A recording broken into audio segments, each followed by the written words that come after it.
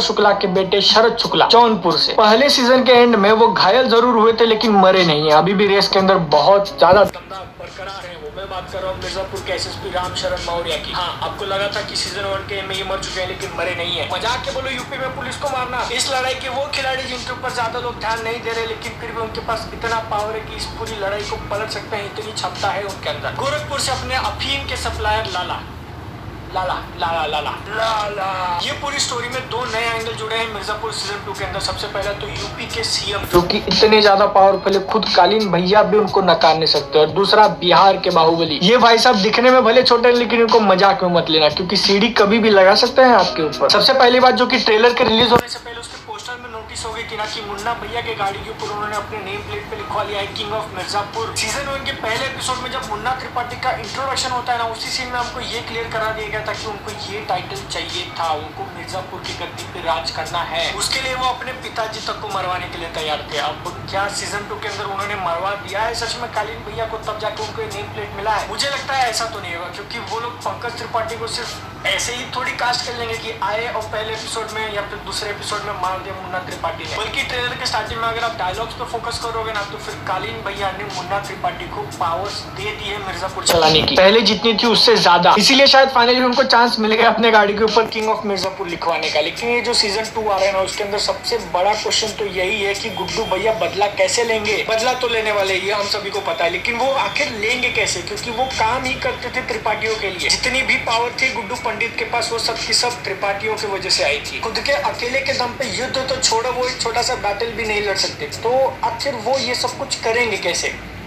सबसे बड़ा क्वेश्चन तो, और ये क्वेश्चन का आंसर हमको छोटा सा क्लू देखने मिलता है ट्रेलर के स्टार्टिंग में इस शॉट के अंदर, जहाँ पे हम लोग क्लियरली आइडेंटिफाई कर सकते हैं कि ये वही है जो कि जीप में से उतर रहे हैं, क्योंकि उनको उन्होंने दो सहारे के लिए लिया हुआ, उनको गोली लगी थी ना पाँव पे। लेकिन ये जो वीकनेस आई है उनको, जिसके कारण सपोर्ट की जरूरत पड़ी है, वो पूरे सीजन के अंदर नहीं देखने मिलने वाला। आगे चल के स्टोरी में वो अपने पैरों पे आराम से खड़े हो जाएंगे, जिसका बहुत अच्छा क्लू हमको इस शॉट में देखने मिला था जब उन्होंने गाड़ी अपने हाथों से उठाई थी। इसमें थोड़ी उनके पास कुछ है, खुद अपने पैरों पे मस्त मौला खड़े हैं। और इस शॉट में जहाँ पे वो गाड़ी से उतर रहे हैं, उसके अंदर जो बैकग्राउंड सेटिंग के मैं बात कर रहा था ना, वो इंपॉर्टेंट इसलिए क्योंकि इसी सेम लोकेशन का एक और हमको दूसरा शॉट दिखाएगा, यहाँ पे जब वो एक बेंच पे बैठे हैं और उस बेंच पे उनके साथ में एक और दूसरा शख्स है जिसके लंबे बाल हैं। कौन है वो? कौन है ऐसा जो मुन्ना की हेल्प करेगा त्रिपाठियों के खिलाफ जाने में? इतनी हिम्मत किसकी? तो आंसर है लाला फ्रॉम गोरखपुर। क्योंकि अगर आपको याद होगा तो सीजन 1 के एंड में जब मुन्ना त्रिपाठी शादी में जाके सारा भौकाल मचाते हैं, जहाँ पे उन्होंने बबलू पंडित को मारा था, वो शादी किसकी थी? लाला के बेटी की थी। और अब क्योंकि उसकी बेटी की शादी में गोलियां चल चुकी थी, उसका होने वाला जो पति है वो मर चुका और मुन्ना ने खुद शॉटगन रखा था भैया लाला की बेटी के काने पे,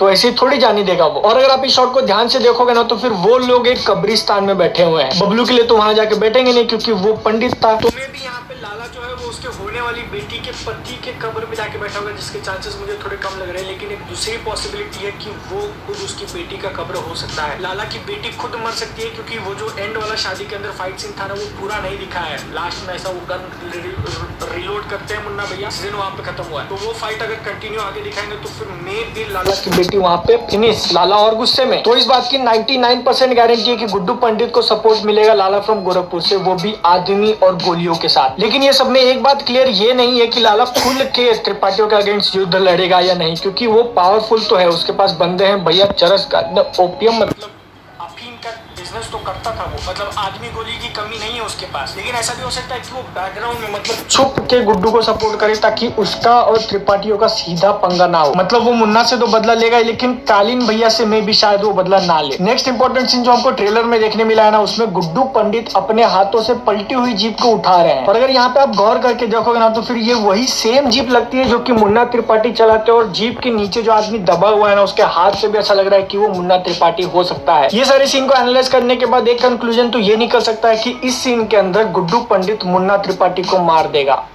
लेकिन इतनी आसानी से, मतलब वो लोग ये शॉट दिखाते क्यों फिर ट्रेलर के अंदर? और ये सारे कंक्लूजन के ऊपर मैं बिलीव कर सकता था, लेकिन आगे जाके ट्रेलर के अंदर एक ऐसा शॉट दिखाया है जिसकी वजह से इसके ऊपर उतनी ज्यादा वैल्यू रहती नहीं। तो फिर यहाँ पे पॉसिबिलिटी इसकी है कि मे बी मुन्ना भैया ने कुछ ट्रिक लगाया होगा, जिसके कारण दूसरे आदमी को बिठा दिया थोड़ा बहुत उनके जैसा दिखने वाला। मुन्ना की चाल हो सकती है, मुन्ना अभी जो है दिमाग यूज करने लगा है। जैसा कि मैंने बोला कि इस पूरी लड़ाई के अंदर जो तुरुप का इक्का साबित होने वाला ना शरद शुक्ला, वो बहुत इंपॉर्टेंट रोल प्ले करेगा, क्योंकि उसके बाप को भैया मुन्ना त्रिपाठी ने तो खुलेआम बाजार में मार दिया था गोली, तो उसको अपने बाप का बदला जरूर लेना है गुड्डू पंडित से। लेकिन उसी के साथ साथ उसके बाप की आखिरी ख्वाहिश थी कि उसको मिर्जापुर मिले, तो फिर वो इनडायरेक्टली अगेंस्ट लड़ ही रहा है त्रिपाठियों के खिलाफ। तो उससे एक बात क्लियर जरूर है कि इस सीजन के अंदर वो दोनों ही साइड से पंगा जरूर लेगा, लेकिन वो थोड़ा दिमाग लगा के, क्योंकि ये अगर आप इस सीन पे ध्यान दोगे ना, तो उसके अंदर वो मुन्ना त्रिपाठी के साथ दारू पी रहा है, मतलब जाम लड़ा रहा है। कैसे? क्योंकि वो तो कट्टर होने चाहिए ना एक दूसरे के।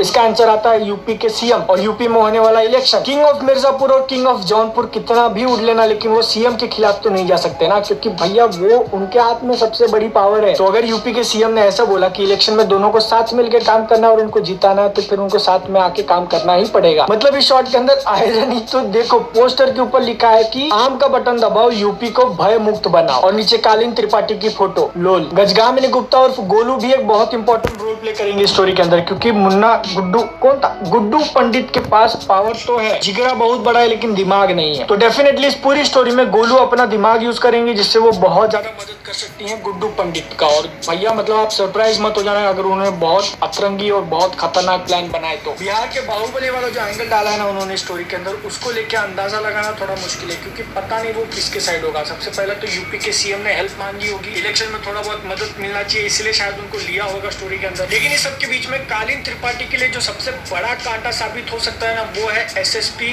मौर्य। क्योंकि भले उनको जान की धमकी जरूर मिली हो, लेकिन उनका कैरेक्टर पहले सीजन में तो ऐसा था जो आराम से डरने वाला नहीं है। उनको धमकी मिल चुकी तो वो सतर्क जरूर रहेगा, लेकिन त्रिपाठी की लेके रहेगा। लेकिन इस ट्रेलर को एनालाइज करने के बाद जो सबसे बड़ा क्लू मिला है ना, उसकी बात करते हैं। देखो ये तो कोई सीक्रेट नहीं है कि सीजन 2 के अंदर गोलियां बहुत चलने वाली है। जैसे कि ये आदमी गोली चला रहा है, अब इसमें आपको बड़ी बात नहीं लगेगी, लेकिन ये जो है वो बिहार के बाहुबली के साथ था, और एक शॉट में वो खुद बाहुबली भी गोली चला रहे हैं। आपको शायद ये बड़ी बात नहीं लगेगी, लेकिन ये ऑड है बहुत ज्यादा, क्योंकि एग्जाम्पल के लिए आपने कभी कालीन भैया को खुद गोली चलाते हुए देखा है?